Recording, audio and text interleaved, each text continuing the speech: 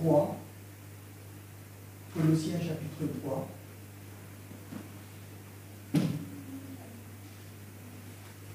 Au verset 3, dans Parole de vie, Colossiens 3, verset 3, il est dit « Oui, vous êtes passés par la mort, et votre vie, elle est cachée avec le Christ en Dieu. » Votre vie, elle est cachée avec le Christ en Dieu. Si on lit par exemple la même chose dans Parole vivante, Colossiens 3, verset 3,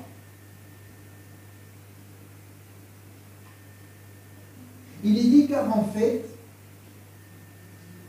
vous êtes morts à ce monde et votre véritable vie demeure désormais avec le Christ en Dieu. Amen. Votre vie et votre véritable vie. Votre véritable vie. Celle qui est à Christ. Désormais, elle est cachée avec le Christ en Dieu. Amen. Ça, c'est quelque chose d'important. Je voudrais qu'on puisse regarder une petite vidéo. Parce que cette vidéo, elle va être le reflet de ce que le message de ce matin veut dire. C'est le témoignage d'une jeune fille qui a vécu quelque chose de difficile, comme beaucoup de gens vivent des choses très difficiles. Mais son témoignage est intéressant parce qu'il va illustrer ce que je voudrais vous dire ce matin.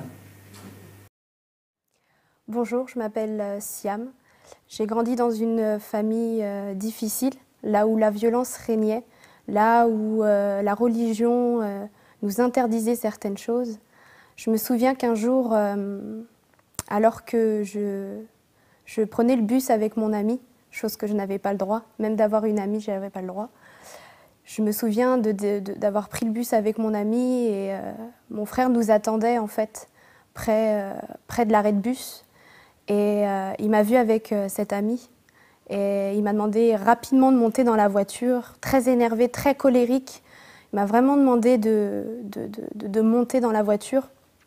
Alors je me suis précipitée, je suis montée dans la voiture et là mon frère s'est vraiment énervé, a voulu tuer ma meilleure amie, a voulu la tuer, l'écraser. Elle courait comme elle pouvait, elle était elle avait très peur, elle était effrayée. Moi-même j'étais très effrayée et j'avais l'impression qu'il allait la tuer. Et elle a pu s'échapper. Et en fait, mon frère était très énervé. Il m'a emmenée à la maison. Et après, j'ai été ruée de coups, complètement ruée de coups, parce que j'avais une amie, parce que j'avais pris le bus. Voilà un peu dans quel contexte, finalement, je vivais au quotidien, avec toutes sortes de violences physiques et psychologiques. Et un jour, j'en avais tellement marre de cette vie qu'un jour, j'ai décidé en fait de partir de chez moi. J'ai décidé de vouloir vivre ma vie, être libre. Et je suis allée voir l'assistante sociale du collège et je lui ai tout raconté. Je lui ai raconté l'abus que j'avais vécu à l'âge de 8 ans avec un membre de ma famille. Je lui ai raconté toutes les violences que j'ai pu subir, les coups, toutes les histoires qui étaient enfouies au fond de moi, de cette violence vraiment qui était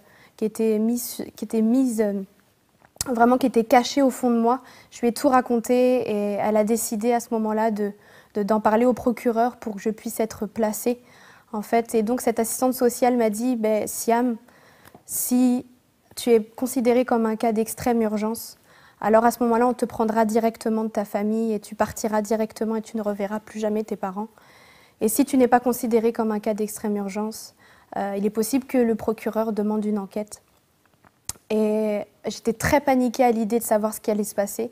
Et ce fut la journée la plus longue de ma vie, la plus horrible de ma vie, parce que déjà d'une, je vivais dans la peur au quotidien, de savoir que je ne devais pas faire des choses, des choses étaient interdites.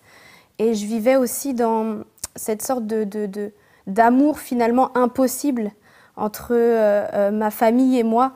je les aime toujours autant d'ailleurs et je les ai toujours aimés. Mais c'est vrai que le fait de ne pas avoir cet amour avec eux, je me sentais vraiment seule au fond de moi, je me sentais vraiment en manque d'amour. Alors je me suis dit, j'ai pris le choix de partir de chez moi. En attendant cette réponse du procureur, j'ai dû rentrer chez moi comme si de rien n'était. Je devais aller manger avec mes parents le midi. Et donc je mangeais, on a préparé à manger tous ensemble. Et ce qui m'a fait plus mal, c'est qu'en regardant ma petite sœur et mon père, c'est que je me suis dit que j'allais plus jamais les revoir. Que c'était la dernière fois que je les voyais. Et que même si je les aimais tout autant, qu'il fallait que vraiment je fasse ma vie et que j'aille vers cette liberté, que j'aille vers construire ma vie, que j'aille évoluer. Mais j'aimais tellement mes parents que j'ai quand même... Je me suis dit, je ne peux plus faire machine arrière, c'est fini, je ne peux plus. Maintenant que j'ai commencé, je dois aller jusqu'au bout. Alors j'ai regardé mes parents, j'ai regardé ma sœur, puis je me suis dit, je vous aime, mais je dois y aller, je dois partir. C'était au fin fond de mon cœur, c'était mon secret. Mon père me regardait et me disait, mais t'es sûre que ça va, Siam? T'es sûre qu'il n'y a pas quelque chose qui ne va pas? Je lui disais, ben non, tout va bien, papa, c'est juste que j'ai un examen à faire. Et puis j'essayais d'inventer toutes sortes de choses pour pas qu'il puisse sentir qu'il y ait quelque chose. Et après, il m'a ramenée à l'école, il s'est encore rassuré pour savoir si tout allait bien. Et je n'ai pas voulu le regarder, je lui ai dit, oui, oui, papa, tout va bien. Et là, j'ai regardé droit devant moi et je me suis dit, là, il faut que j'y aille jusqu'au bout. Et donc, je suis allée voir l'assistante sociale, elle me dit qu'elle n'a toujours pas de réponse. Et donc, j'attends toute la journée et l'assistante sociale me dit, si un surveillant qui vient te voir, prends tes affaires et tu pars, ça veut dire que c'est le moment. Et toute la journée, il y avait des surveillants qui passaient, mais ce n'était pas le moment à chaque fois. Alors, je vivais toute cette journée dans cette angoisse, dans cette attente, finalement, de se dire quand est-ce que je vais partir. Les heures défilaient, la fin des cours était... La sonnerie des cours, qui déterminait la fin des cours a sonné. Et je me suis précipitée voir l'assistante sociale en lui disant « Mais il est 16h, mon père va venir me chercher, comment on fait? Qu'est-ce que je lui dis? Qu'est-ce que je lui explique ?» Et elle me dit « J'ai toujours pas de réponse du procureur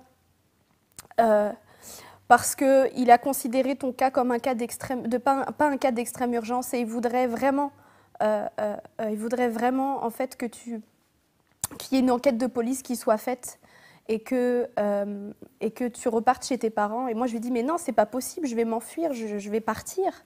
Je peux pas rester, c'est pas possible, je vais me faire tuer, c'est pas possible de rester chez moi dans ces conditions. » Et elle m'a dit « Laisse-moi une deuxième chance, laisse-moi une deuxième chance. » Alors que c'était la fin des cours bientôt, elle m'a dit « Laisse-moi une deuxième chance. » Donc, elle réessaye.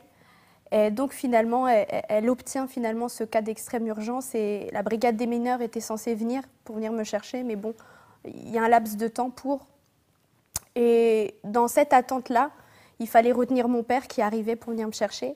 Il fallait rassurer mon père. Et donc la CPE, ce jour-là, a rencontré mon père en lui disant « Voilà, votre fille est en examen, vous inquiétez pas si elle reste beaucoup plus longtemps que prévu, je pense qu'elle sortira vers 17h. » Alors mon père était dans cette attente-là, mais il sentait qu'il y avait quelque chose qui n'allait pas, alors il est retourné à la maison. Et en attendant, nous, la brigade des mineurs de notre côté, mon père est revenu avec mes frères. Et mes frères sont venus avec des amis à eux. Et le collège où j'étais était implanté en plein cœur d'une cité. Et du coup, mon frère s'est senti comme un appel finalement de mon père qui lui disait « Je pense qu'il y a quelque chose qui ne va pas, peut-être qu'il faudrait que tu ramènes tes amis. » Et donc ils sont venus. Et donc on s'est caché avec l'assistante sociale sous un bureau en attendant la brigade des mineurs qui avait mis beaucoup de temps avant d'arriver. Et donc mes frères se sont énervés, ont tout cassé. Le proviseur a dû annoncer à mes parents que finalement j'avais été placée, que j'allais être retirée du foyer et qu'on allait me placer à la DAS. Et donc mon père s'est énervé, mes frères se sont énervés et moi sous le bureau dans une salle j'entendais tout ce qui se passait. J'entendais mes frères crier, j'entendais ma mère crier, j'entendais les professeurs qui essayaient de temporiser, j'entendais tout ce qui se passait et moi je me disais mais c'est de ma faute tout ça, c'est pas possible. Et en même temps, il faut que je parte. Et l'assistante sociale vraiment essayait de me consoler comme elle pouvait. Elle essayait de me rassurer. Et j'ai dû ensuite, par la suite, pour me protéger, donc il y a la prof de français qui arrive dans cette salle et elle a dû échanger des vêtements, des habits avec moi en me disant voilà, il faut que tu échanges des habits avec moi pour pas qu'on te reconnaisse dans la rue parce qu'il y a beaucoup de monde, parce que la police arrive et je ne sais pas combien de voitures ils étaient d'ailleurs ce jour-là, mais il y avait pas mal de voitures et il faut vraiment qu'on échange des habits pour qu'on puisse te faire sortir parce qu'il y a beaucoup trop de monde dehors. Alors j'échange quelques habits. Jamais un jour j'aurais cru changer des habits avec ma prof de français et je l'ai quand même fait. Et la prof de français était très tremblante et je l'entendais parler dire ils ont cassé des côtes à un professeur, ils ont cassé le nez à un autre professeur. Et moi j'étais terrorisée de ce qui allait m'arriver. Je me suis dit mais qu'est-ce qui se passe? Ça se trouve on va jamais pouvoir arrêter mes frères, ils vont quand même me retrouver, ils vont quand même vouloir me frapper. Et puis l'assistante sociale m'a dit non t'inquiète pas, on va te sortir de là. Et à partir de ce moment-là, on m'a sortie du collège, on m'a ramenée au commissariat, on a fait des dépositions. Et le soir, très très tard, je me suis retrouvée dans un foyer. Et là, je me sentais la plus seule au monde, la plus désespérée au monde. J'étais mal au fond de moi, j'avais cet amour qui me manquait de mon père et de ma mère. Mais pour moi, je n'avais pas le choix. J'étais face, comme je le disais, à cet amour qui était impossible pour moi. Un amour familial impossible, je ne sais même pas si ça existe.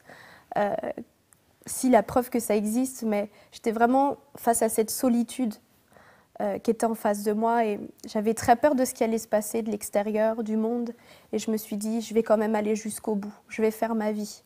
Déjà toute petite, je rêvais d'un équilibre de vie, je rêvais de pouvoir vivre ma vie et c'était vraiment ce que je désirais. Au fur et à mesure des années, j'ai fait beaucoup de foyers, de familles d'accueil et un jour j'ai décidé de vouloir me suicider après avoir testé l'alcool, après avoir essayé de fumer du cannabis, après avoir vouloir séduire certains hommes parce que j'étais en manque d'amour au fond de moi.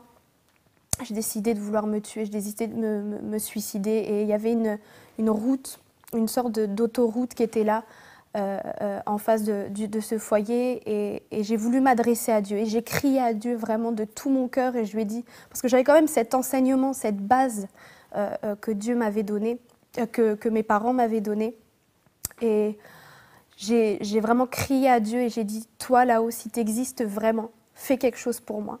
Je ne sais pas s'il faut être musulmane, je ne sais pas s'il faut être chrétienne, mais si tu existes vraiment, fais quelque chose pour ma vie. Et je voulais vraiment une famille d'accueil qui puisse m'aimer, je voulais vraiment une famille d'accueil qui puisse me donner cet équilibre de vie, cet épanouissement dont j'avais besoin. Et je ne m'attendais pas, en fait, avoir une réponse si rapidement.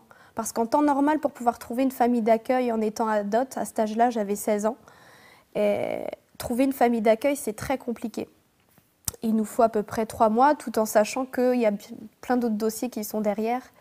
Et moi, en 2 jours, c'était fait. En 2 jours, j'ai eu un coup de téléphone en fait, d'une association qui disait qu'il y avait une place pour moi, alors qu'il y en avait plein d'autres derrière.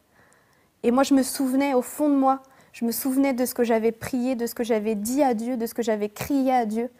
Et le week-end qui a suivi, je me suis retrouvée en fait, avec une famille d'accueil. Alors, ils sont venus me chercher. Le week-end qui a suivi, je suis montée dans la voiture. Et il y avait cette chanson qui parlait de la création de Dieu, qui parlait de l'univers, qui parlait de Dieu. Et je me suis mise à pleurer, j'étais effondrée complètement dans la voiture, à pleurer. Je sentais vraiment une présence qui était là, je sentais vraiment l'amour de Dieu qui était là.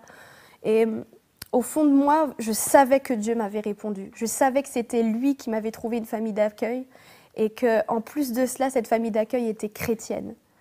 Et je savais que c'était Dieu qui me répondait, mais d'un autre côté, j'avais besoin de cet amour et cette présence-là m'a vraiment complètement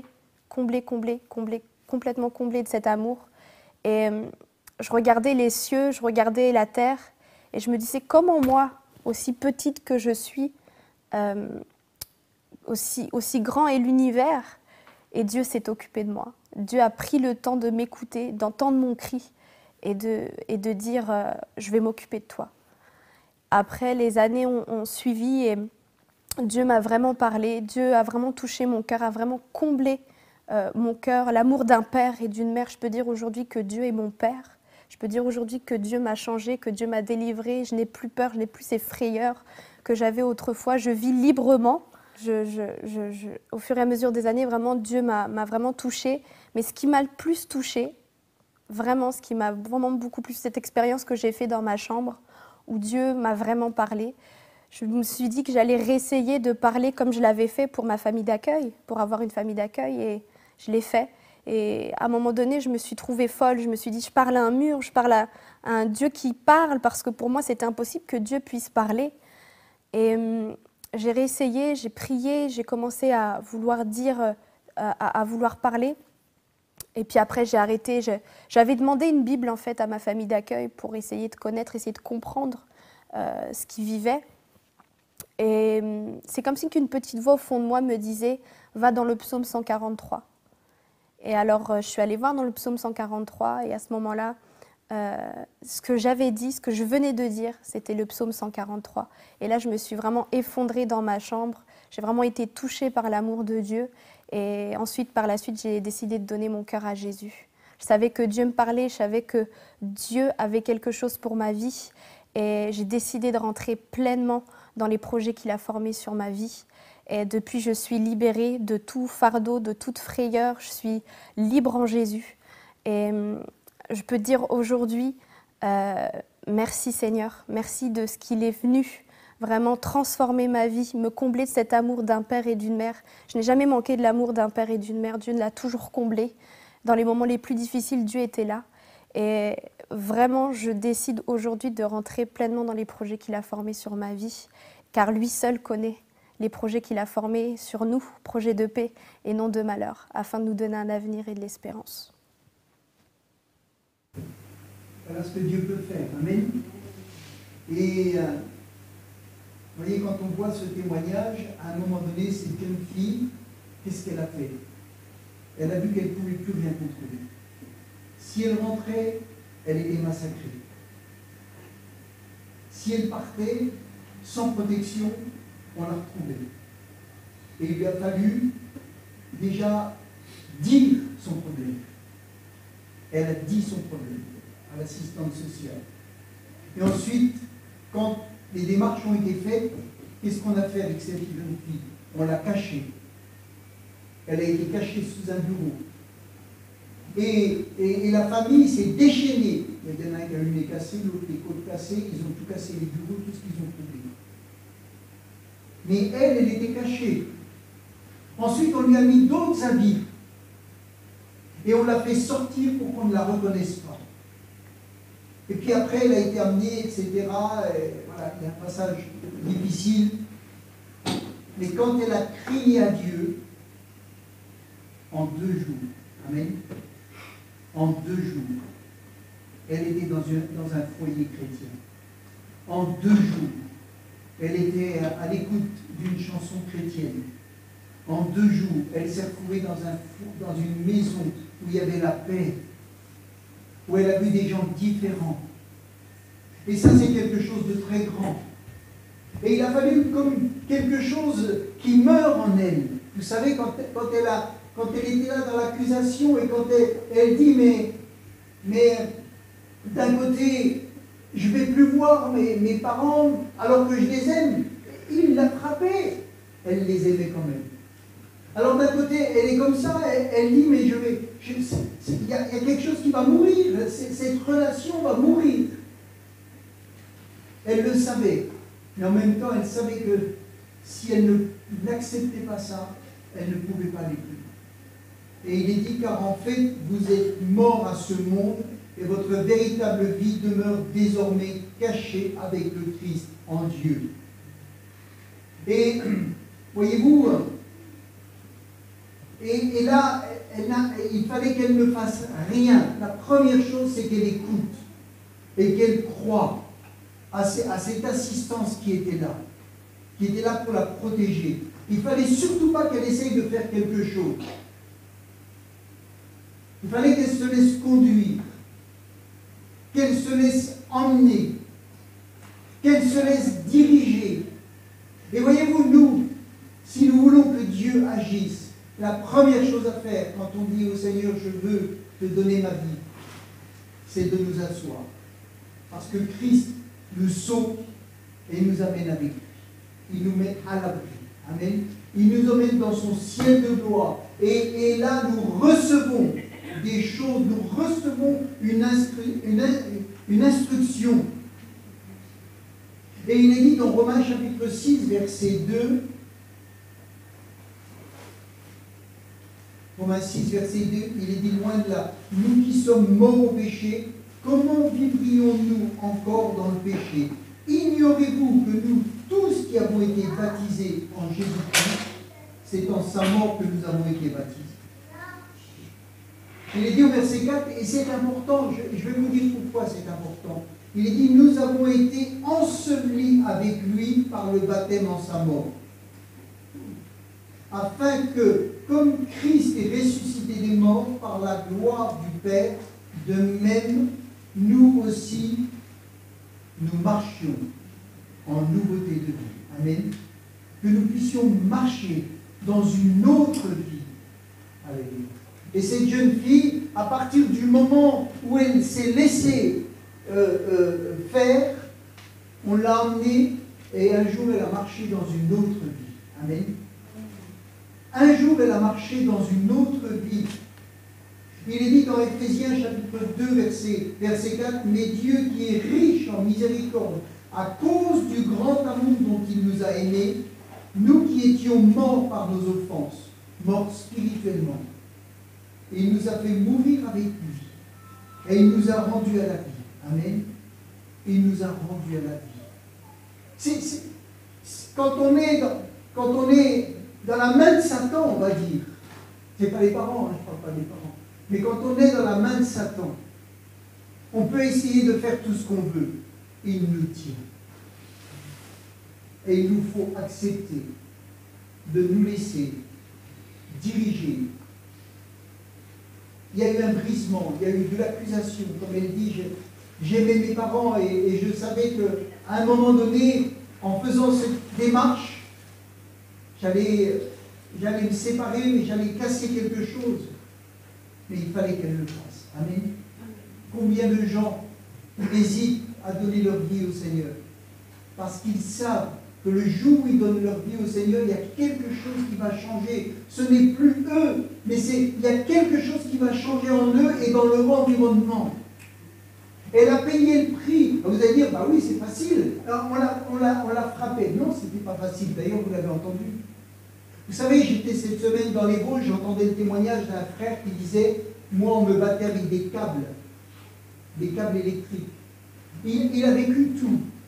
Et il dit, j'aimais mes parents. Ils me frappaient, ils m'ont massacré. J'aimais mes parents. Et quand il s'est converti, il aimait ses parents. Puis à un moment donné, il y a comme de la haine qui est montée en lui. C'est tout ce qu'il avait vécu est monté en lui. Alors il aurait pu dire, je suis sauvé, mais en même temps, j'ai tellement de haine. Et il a fait cette prière. Je refuse cette haine. L'Esprit de Dieu habite en moi et je refuse toute cette haine qui remonte là de ma vie passée, de tout cela. Et il dit, ça a été fini. Ça a été réglé spirituellement.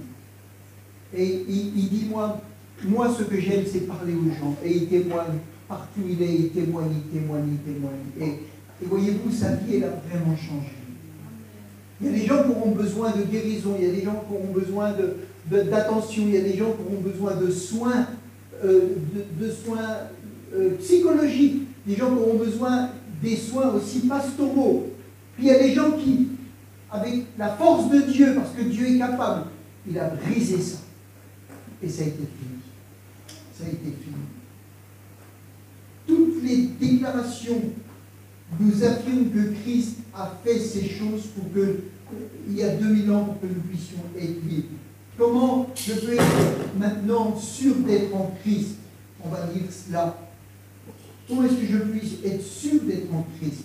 Alors on va lire dans 1 Corinthiens 1, verset 30, dans Parole vivante. 1 Corinthiens 1, verset 30.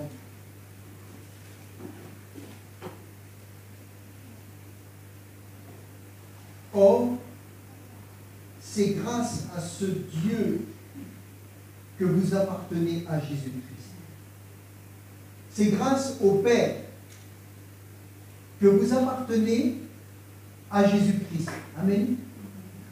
Ce n'est pas vous, c'est grâce au Père. Or, c'est grâce à ce Dieu que vous appartenez à Jésus-Christ et que vous avez été incorporés à lui. Vous avez été incorporés à Christ grâce au Père. Si vous vivez en communion avec le Christ, c'est à Dieu seul que vous le devez. Vous savez, ça fait enlever tout l'orgueil spirituel, tout l'orgueil religieux, ça nous enlève tout ça. C'est à Dieu seul que vous le devez. C'est par sa volonté que Jésus-Christ est devenu tout pour nous. C'est par sa volonté que Jésus-Christ est devenu tout pour nous. Dieu a fait de lui notre vraie sagesse. Amen.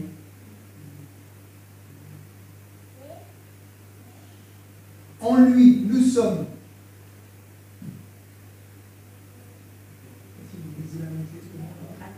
Vous êtes acquittés. Amen. En lui, vous êtes acquittés. Vous êtes purifiés. Alléluia. Vous êtes purifiés et libérés du péché. Alléluia. Alléluia. Ainsi se réalise cette parole de l'Écriture. Si quelqu'un veut éprouver de la fierté, que ce soit au sujet de ce que le Seigneur a fait et de ce qu'il lui a donné. Amen. Alors la fierté, c'est vraiment de ce que Dieu a fait, de ce que Jésus-Christ a fait, de ce que le Saint-Esprit fait. Alléluia. C'est lui qui a accompli toutes ces choses. Il nous faut le voir, le croire, l'accepter, et nous pouvons nous en réjouir. Alors maintenant, ce que je voudrais, c'est, vous voyez, je me suis préparé une petite feuille. J'ai marqué mon prénom. Et vous pouvez prendre une petite feuille à la maison et vous marquez votre prénom. Et voyez-vous, si vous mettez cette feuille là, dans votre Bible, que vous fermez votre Bible, tout ce qui arrive à ce livre arrivera à votre vie. D'accord? Si on prend ce livre et qu'on le jette, on vous jette avec. Mais vous êtes caché. Vous êtes en Christ. Vous lui appartenez. Si Jésus meurt, vous mourrez avec lui. Si Jésus revient à la vie, parce que vous êtes caché en Christ, vous revenez à la vie. Quel effort vous avez fait? Qu'est-ce que vous avez fait? Vous avez simplement cru. Et vous avez confessé ce que Christ a fait. Amen. Vous êtes en lui, vous lui appartenez. Donc, leur histoire, ou votre histoire est devenue la même. C'est devenu une seule histoire. Dieu nous a mis en Christ. On l'a lu. Le Père a donné Jésus, etc., etc. Par conséquent, ce qui lui est arrivé nous est arrivé. Nous savons ce qu'affirme, ce que la Bible affirme est vrai. Alors on va lire dans Romains chapitre 6 au verset 6.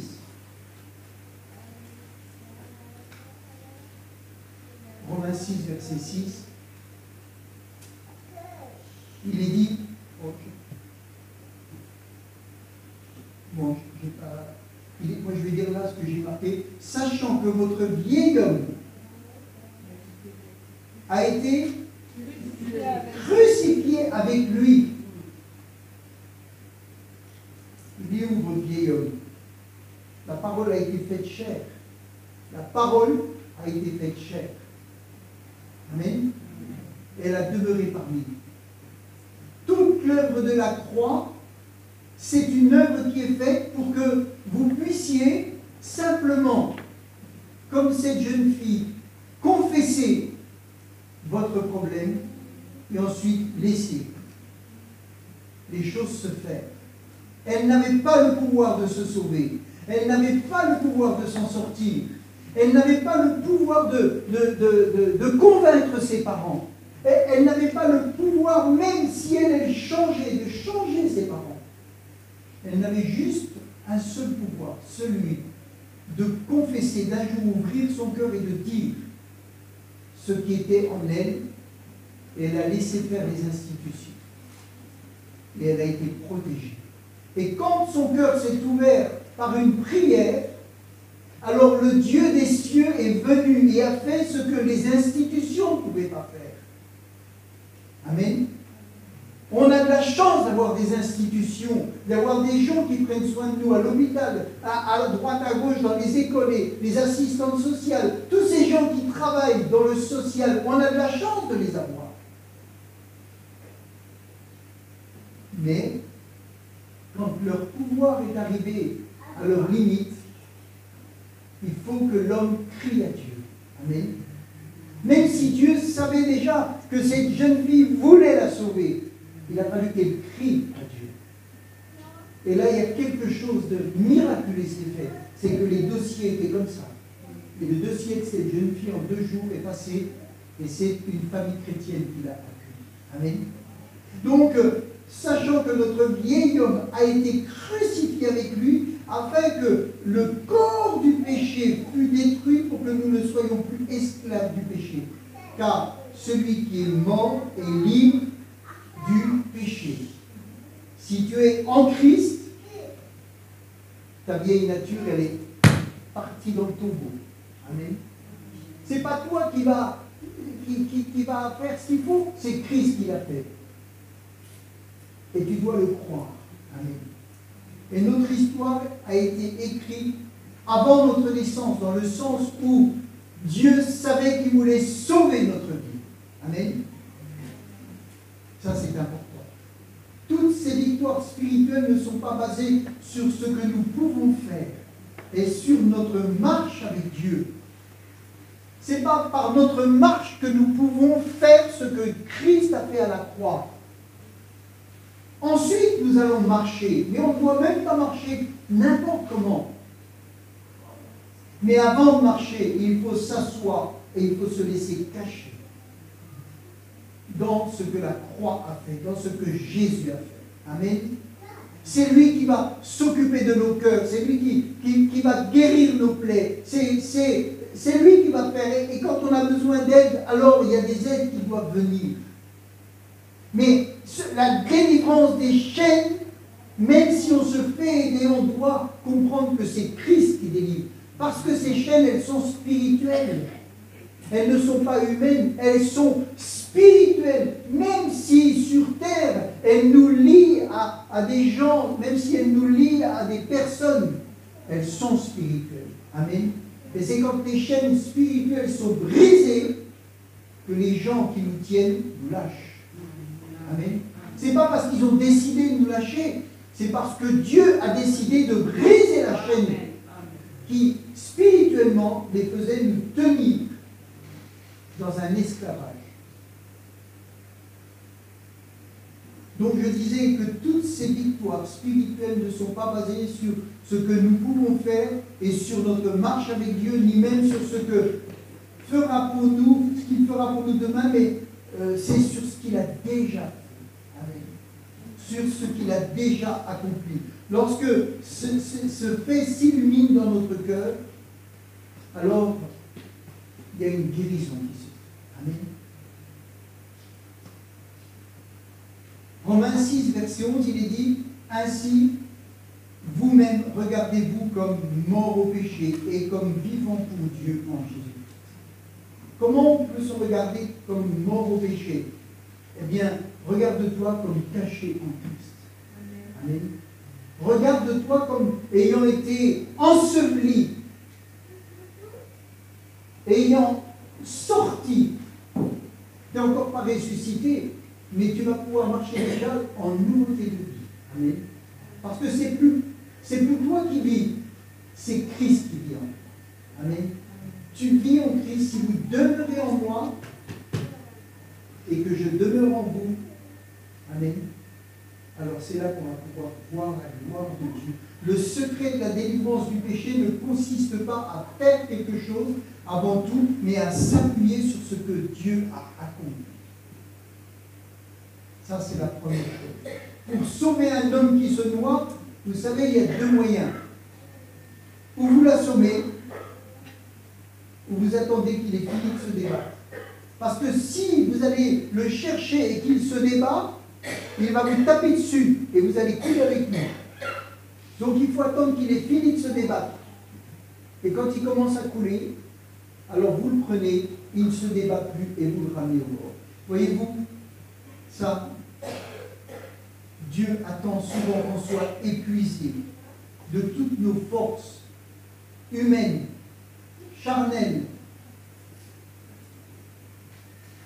Et quand on n'a plus de force, alors il nous emmène. Amen. C'est à ce moment-là qu'il peut conduire notre vie. Dès que vous cessez d'agir, lui va faire ce qu'il a à faire. La première chose, être assis, comprendre que nous sommes cachés en Christ. Dieu attend que vous désespériez de vous-même. Et là, il va commencer à faire ce qu'il doit faire. Amen.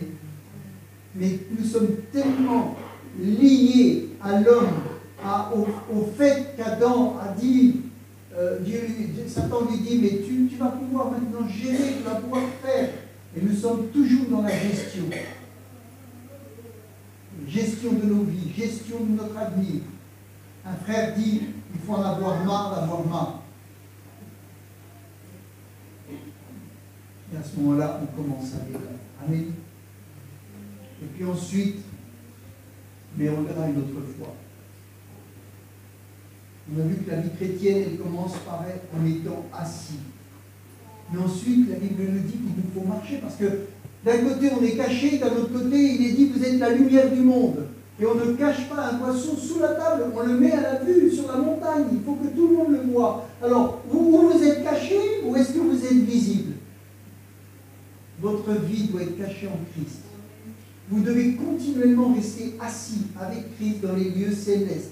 Nous devons avoir dans notre esprit que nous sommes en haut. Amen. En Christ. Toujours. Mais que notre vie va devoir être aussi une lumière dans le monde. Et là, il va falloir qu'on marche sur la terre. Et c'est là où, eh bien, il nous faut marcher selon Dieu. Si nous tentons de renverser cet ordre-là, nous allons essayer de marcher, mais on va se faire massacrer. On va essayer de marcher, mais on va marcher par nous-mêmes. On va essayer de marcher, mais sans rester assis dans les lieux célestes. On va marcher, mais sans être caché. Et le vieil homme qui habite toujours en nous, plutôt que de rester dans le tombeau, il va se réveiller et puis il va commencer à nous dire « Ah, mon ami, on va travailler les deux maintenant. » Non, on devra travailler comme ça. Jésus a tout accompli pour nous. Et ce que nous aurons à faire, c'est de nous reposer avec confiance en lui. Amen. Et c'est dans la mesure où nous nous confions dans notre Seigneur que nous nous sentons portés par sa force. Amen. C'est là que nous nous sentons portés par sa force. L'image de cette feuille avec le nom dans le livre nous rappelle que si nous sommes en Christ, tout ce que Christ vit, nous le vivons. Et là où se trouve le Seigneur, nous y sommes aussi. Amen. Alors, si nous sommes avec le Seigneur, il est où le Seigneur aujourd'hui? Là-haut. Amen. Et chaque fois qu'on se dissocie de là où est Christ, alors la réalité terrestre. Mais notre réalité, elle est céleste. Amen. Chaque fois que nous revenons à la réalité terrestre, on sent qu'on a perdu quelque chose. On sent que le pouvoir n'est plus celui de Dieu qui est en nous, mais c'est un autre pouvoir qui essaye de revenir. Amen. Il essaye de revenir. Et puis là, j'avais une petite image. Là, on va marcher. On va marcher. Mais on marche en Christ. On est toujours dans la parole. Amen. Mais Dieu dit qu'on a des jambes pour aller évangéliser, pour parler. On a des mains pour aller aider, parler, témoigner, etc. Mais tout ce qu'on va faire, on doit le faire en Christ. Amen. Quand il est dit qu'on doit marcher, si vous enlevez, c'est une image, hein, si vous enlevez la Bible ou le livre là, j'ai trouvé que celle-là, hein, si vous enlevez ça et que vous marchez tout seul, vous êtes vulnérable. Hein. Vous savez, quand il est dit qu'on a une armure, je crois que l'armure c'est tout ça. Hein. Bien sûr, les mains dépassent, mais on a un bouclier. Amen. Les pieds marchent, mais ils sont bénis et conduits. Toujours par la parole, dans un sentier étroit et resserré. La parole, c'est la lumière, amen, sur le sentier. Et puis, il n'a pas de casque, mais il y en a quand même un qui a une espèce de petit chapeau. Parce que c'est... il aurait fallu qu'on mette un casque, le casque du salut. C'est-à-dire que c'est là-dedans que ça se passe. D'accord? Et vous ne devez pas écouter ce qu'il y a dans votre tête. Vous devez écouter ce qui est là au centre. La voix du bon berger, elle parle à votre cœur. Le Saint-Esprit, il n'habite pas là, dans votre tête, il habite là. D'accord? Et quand le Saint-Esprit vous parle, alors vous savez que c'est la voix du bon berger. Mais comme des idées vous disent, fais ceci, fais cela, là, vas-y, oh, là, c'est comme si on voulait vous arracher de la présence de Dieu pour vous faire faire ce que vous voulez. Amen. Et Jésus a dit, non pas ce que je veux, mais ce que tu veux. Non pas ce que mes pensées me disent, mais c'est que ta parole me dit, ce que le Saint-Esprit me dit. C'est que la voix du bon berger est en train de le dire dans mon cœur. Amen. Et si on marche comme cela, alors on marchera de victoire en victoire. Amen. Et ce n'est pas notre victoire, c'est toujours sa victoire. Amen. Vous savez, sur 12 apôtres, il y en a un seul qui est mort de mort naturelle. C'est Jean. Tous les autres sont morts, ou crucifiés, ou etc. Ils sont tous morts d'une mort plutôt violente. Est-ce qu'ils avaient réussi leur vie? Oui. D'accord? Donc notre réussite, c'est la victoire de Christ. Amen. Notre réussite, ce n'est pas nous. Notre réussite, ce n'est pas à nos yeux. Notre réussite, c'est quand l'œuvre de Dieu a pu se faire dans notre vie. Amen. Alors, si notre réussite, c'est la gloire de Dieu, alors Dieu peut nous confier bien des choses. Si notre réussite, c'est nous, alors Dieu nous laissera. Jusqu'au jour où on acceptera de mourir avec lui. Amen.